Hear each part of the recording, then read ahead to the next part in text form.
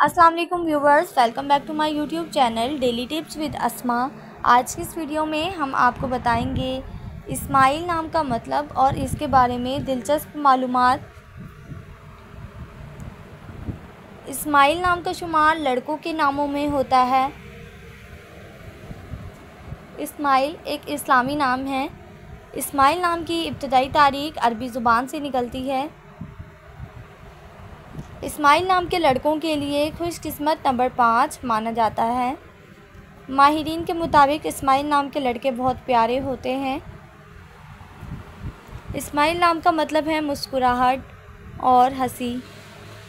इस्माइल नाम के लड़कों के लिए खुशकिस्मत दिनों में जुमेरात और मंगल का दिन शामिल है।